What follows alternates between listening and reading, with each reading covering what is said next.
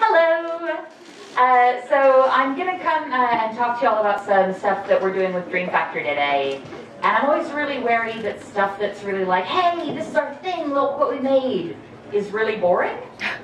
Because y'all don't care what I made. So I'm going to give you a very general overview of like, hey, here's this open source project, you can do these things, but not dive too deep down. Like, I think everybody here is on or from the internet. So I'm going to focus on the internet's favorite thing, which is the conflict and drama that made us make the thing. To give you a bit of background about myself, my name is Jessica Rose. I am American, but here via, was it yay? Yeah. You're like, yay, you guys make a lot of jeans and TV. But I'm actually based in the UK now, so came via there. Was anybody at PHP Australia? What? Alright. PHP guy. I'm going to need all of you to be nice to PHP, or I swear to God I'll come back there.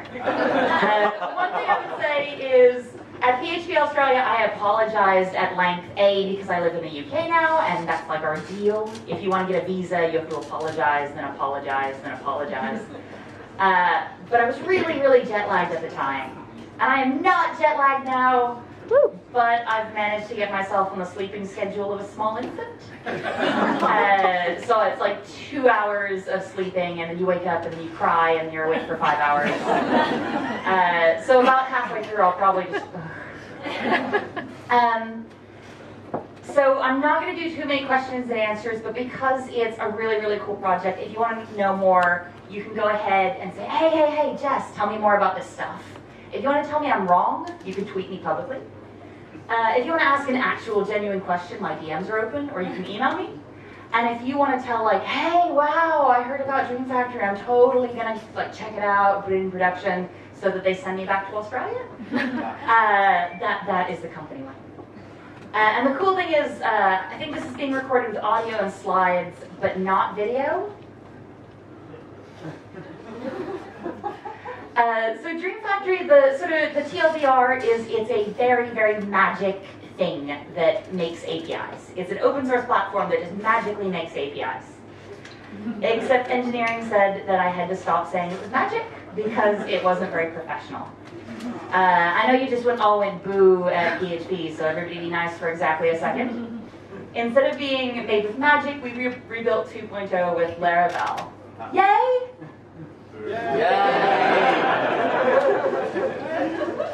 It's great because nobody is ever sarcastic in Australia, so anybody walking to see you later, that was like legit genuine. They were all like, yay! People throwing stuff up in the air, freaking out. And the other thing is, I used to be a teacher, so before I got into technology, I was a linguist and worked in language education. So I know there's a bunch of learners here. The most important thing I ever did as a learner was start to admit what I don't know. I used to be really embarrassed to be like, I'm just going to Google that later. And you never Google that later. So instead of making you raise your hand, you just hum, because nobody will know who's humming. Who can hum if you're not really confident about APIs? Who's never really used APIs before or doesn't have a great idea to go, Cool. Somebody in the back is like, I feel like we're going to do a humming tutorial first. So I really, really like to explain APIs in the way that the big thing we all care about is data, is information. Everything's built with data.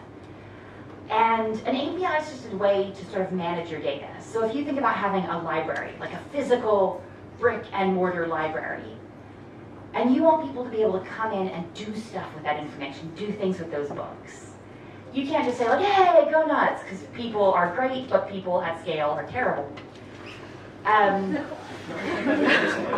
Yeah, humans are amazing, they just don't scale especially well. You can't open up your library and be like, go nuts, do whatever you want. No, you'd have a library for a week. Maybe in Sydney, where everybody's nice, you would have a library for a week. So an API is really like a librarian desk. So instead of saying, well, hey, here's our data, go nuts, just make some new stuff, delete it, move it, I don't care. You're setting up, an API is setting up a little library desk to say, hey, if you want to do things to that data, You need to come and tell me in a way I'm going to understand what you want to do. You want to make a request. Say, hey, I want to add some information to your library. You say, okay, well that request was properly formatted. You seem cool. You've got the right credentials. Yeah, go nuts. So an API is really just a way that you can interact with data and let other people interact with data without trusting humans at scale. Folks smarter than me, did that make sense? Yeah. Yes. Y'all yelling up? So folks who are doing things with APIs, just yell at me. Who's making cool stuff with APIs right now? Yeah. Yay! You are terrible at yelling. I was like, yell at me, tell me what you're making. I was like, yeah, I'm going to raise my hand.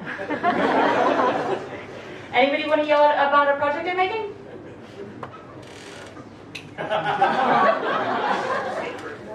Alright, gonna get real dodgy real fast. It was like, no. I made a thing, but are you from the government? So the thing I'm going to talk to you about is Dreamfactory, and we're just an open source platform that lets you automatically generate REST API. And this is my big lazy picture where it's like, hey, did you pay no attention to my talk? I will email you this picture. So the three big parts of it are, you get the auto-generated APIs. It'll just go ahead and make APIs at scale. If you are at a hackathon and you have 24 hours to do a thing, but you want to spend half of it kind of faffing about and talking to your friends. Not that I ever did that. So the auto-generated APIs is kind of the core thing. But the scripting customization is really important. So who here has sort of made their own APIs? Way! We are not going to, we don't think that we're going to step in and be like, never write an API again. Although I think that might be one of our marketing lines. We still think that people are going to be writing their own APIs and create beautiful, handcrafted, artisanal, bespoke, small batch craft APIs will still happen. So scripting customization is where you can either go ahead and still create your own APIs and throw them on the platform, or sort of adjust and tweak the auto-generated ones. And the thing I really like is security controls, because humans are great, but they don't scale. And in demos like this, everybody always blames marketing when you want like a group of someone who can't be trusted with something technical. So I'm gonna, what's another department that I can pick on that is not marketing? Sales. Yeah. A lot of you have issues with sales. It's cool. Let's just say a department, because that got real harsh on sales real fast. Let's say you have a department that keeps messing with your API and they keep doing stuff that is driving you absolutely nuts, and you did not plan for them to be able to do that, and you don't really want to admit that you planned this badly. There's some really great user management, so you can break up different kinds of roles and say, hey, department that is not sales that we're picking on, I see that you're able to delete a lot of stuff and it's really pissing me off. You can go through and just one click change that for all of the APIs in your ecosystem to be like, hey, you can't do that anymore. Department that is not sales that is pissing me off. But I'm going to tell you about why we built this. So we had a legacy product, which is a Salesforce product. And lots of people really like Salesforce. And I am way into Salesforce myself. But we were doing a lot of stuff internally. So somebody came along, hey, we got to build an app. And we're like, well, yeah, that's my job. Thank you. Have a nice day. And we had a bunch of different data sets and external services. And we say, okay, well, you know what? Let's write an API and connect it to all this stuff. And let's go through testing, because testing's great. And let's go ahead and make sure everything works. And that was fine. This first one, wicked. I say, okay, hey, let's make an app. I said, yeah, I guess that's my job. Cool. And then you say, well, we've got this existing structure, and we've still got the same data sources. Maybe they've changed a little bit. Maybe. Nobody can see you because the lights are out. Who's ever found an orphan data source, like a database that was been around? Like one person real fast is like, yeah. A lot of people are lying. You've been doing stuff with the same projects for years and years and years, and all of a sudden you're like, oh, that was a thing that's existed the whole time? You can just go ahead and add that into all of your APIs at once, which is really nice. Like, we can edit this part out, right? I really like Dreamfactory for being able to fix things you've screwed up without anybody noticing. So app number 2, okay, we're going to go ahead and we've got to make everything fit into the fit around this existing app, and that's no problem. We've got 2 things going on. Testing takes a little bit longer, but that's fine. But the third one, you've got to fit it around, and actually this is doing a thing, and we don't want to do that anymore, and that's been updated, so we need to go back and, god damn it.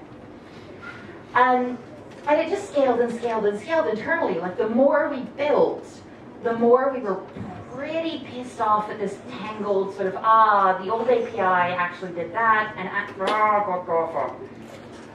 we started using this term internally that was API spaghetti, which I quite liked because I thought it was kind of cute.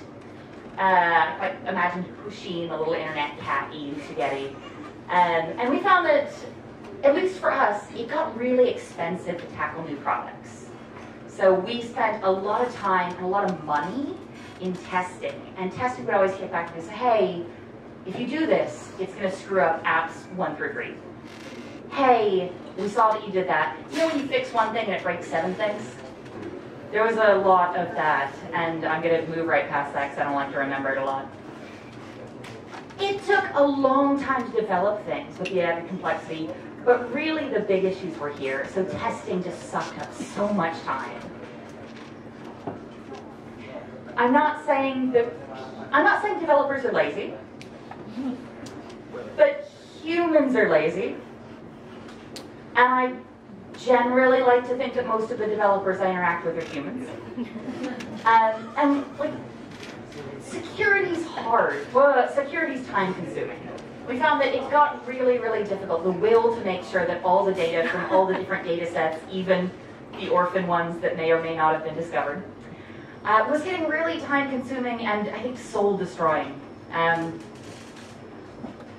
This was the big one. So, hey, do you want to build app number 27? No. No. God, no. And everybody was a little bit pissed off. So when you build a new thing, and you build a new API, and it's all connected, and it breaks the thing you did 6 months ago, everyone was really unhappy with everyone else. So we went around and we looked at other projects, other ways to fix this. And there's really, really cool things you can do. There were API creation tools, which we used for a while to make sure we were screwing things up faster. Hey, let's make an API that does the same complexity. God damn it. Oh, what are the swearing rules? You can say, you've already broken through, so I got the API management tools we still use a lot and still recommend a lot. They made it really, really easy to keep track of where we were screwing things up. But it still didn't really fix the, oh god, everything is terrible and I hate this. And mobile data management is awesome, but didn't really fix the core, we hate this and we're slowly growing to hate each other. One of the words on the slide is a lie. Maybe the thinking part too, more of that. And we're thinking, hey, let's do something sort of data focused. And this is still internally, so just to get our internal stuff going better. So it's like, okay, we've got all these things we have to build. We've got all this stuff we're building it on. What if we could just build a layer in the middle? Okay, connect all that to a layer, and make sure we can go ahead and sort of snap on, snap off. And connect those down there as well. Way. And we thought, okay, internally, we hadn't really put it this far internally at the time. We were just like, yay, it works, let's go take naps. But the naps were kind of facilitated by, we could go ahead and just spin up a new API for any project that meshed with what we were already doing.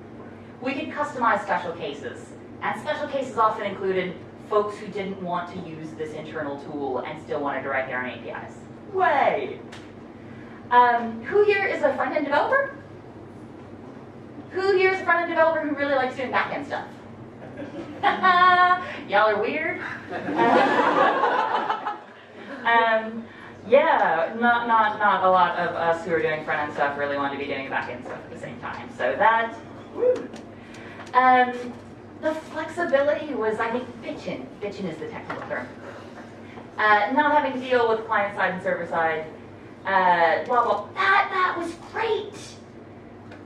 we were able to just say, I hate this database is dead to us, just, or, oh, look at this database I found, it should have been connected the whole time, and I'm just gonna quickly move past that point on these slides. And who here does anything with documentation? Who, oh, wait, let's spin this up. Who always reads the docs?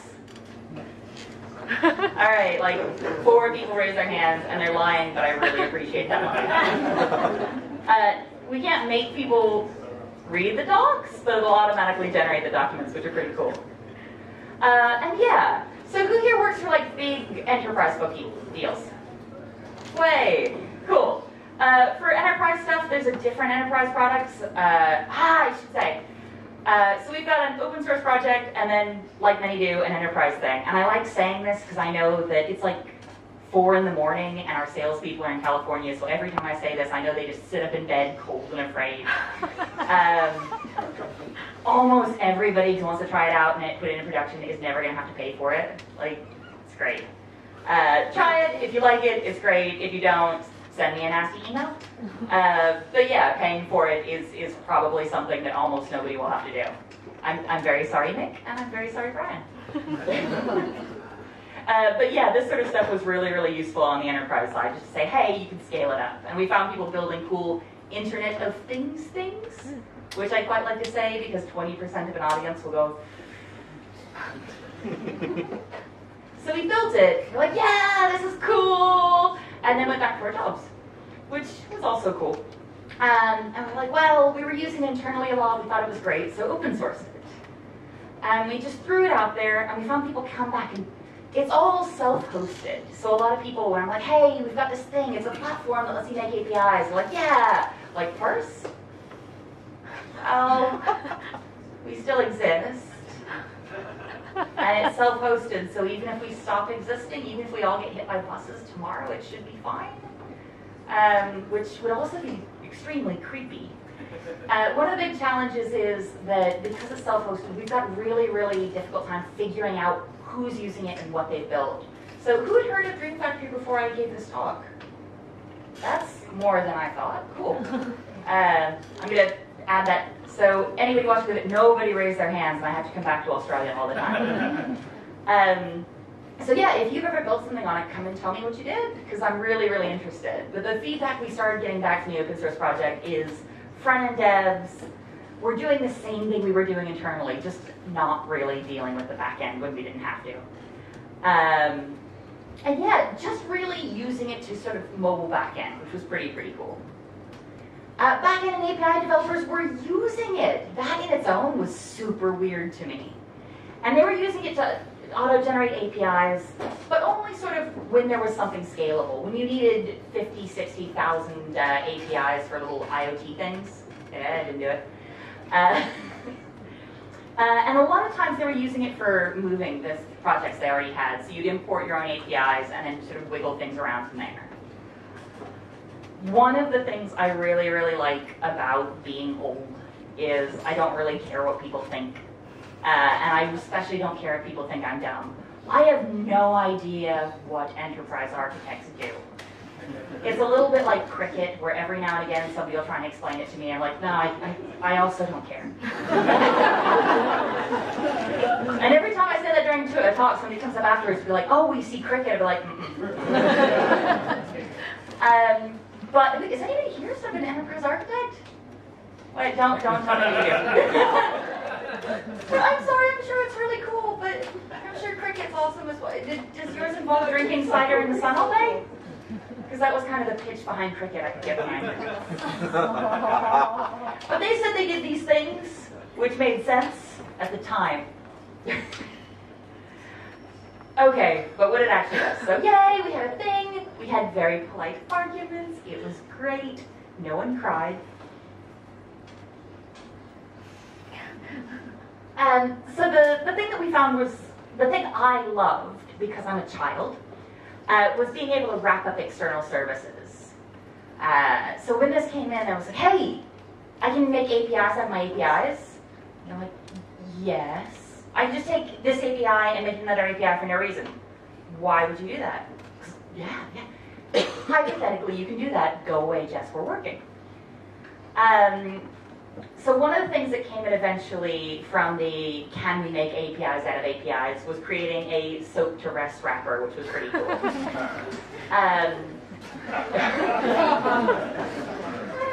I'll be here all week, take it away. Just to run through really fast because I want to make sure folks get a chance to get back to their ears. If you did want to try it out, I think it's cool, but I'm biased. If you try it out and give me some feedback, I'll go ahead and send you some swag. If you try it out and break it, I'll send you very, very cool, specific swag.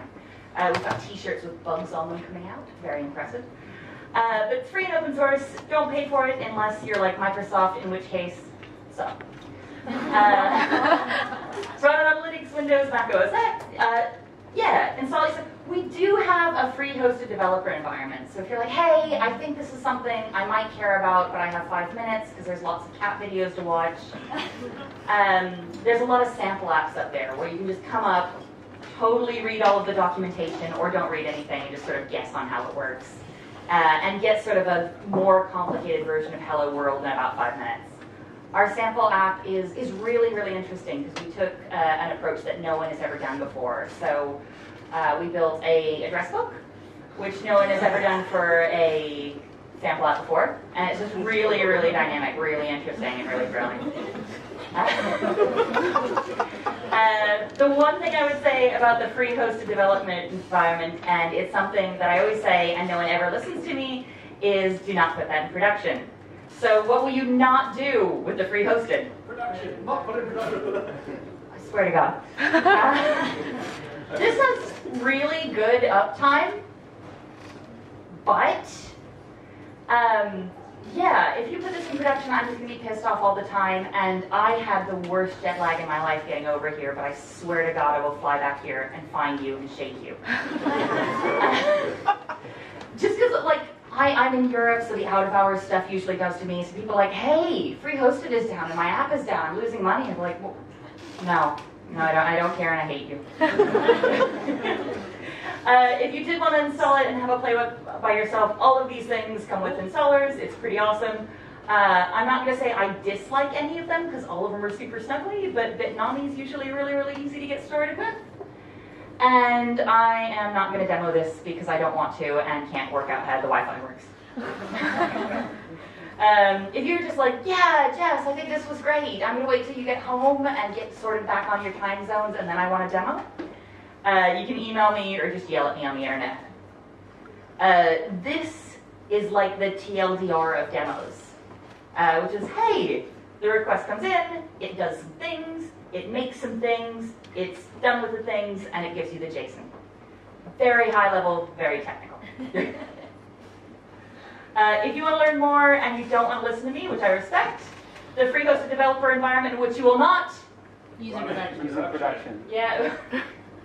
Sounds real. You're like, yeah, run it in production. That's the right answer in the wrong tone.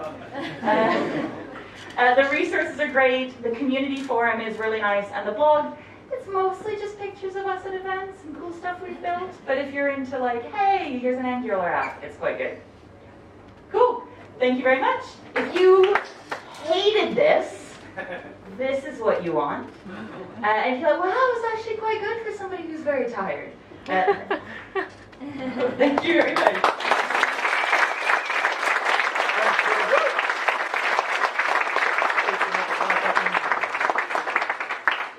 Do we have any questions for Jess before we let her get back to napping? One question. If you're wrapping an external API, I was looking at Amazon. Yeah. That's right. That's what I meant. I was looking at using Amazon API Gateway after someone recommended that. Yeah. And I found it a bit hard to use to wrap an API I already have. Is there a convenience tool to import an existing API into Dreamfactory so that I can just enable cross-origin requests on it? So, you know how the girl who was on before me, who was clearly smarter than me, for the first question was like, that again. Not that I'm aware of, but do you know when somebody do you know the term skittlebrow? So it's it was used during The Simpsons and is now sort of a term to mean something that should exist that doesn't exist. If that doesn't exist, it's definitely skittle brow. Where it's like, yeah, that should be a thing. If I can get your email, I'll look it up and let you know. It's not very satisfying, sorry. Anybody else have questions I can say I don't know to? What about GraphQL? Next question. Can we please thank Jess for coming over to Australia?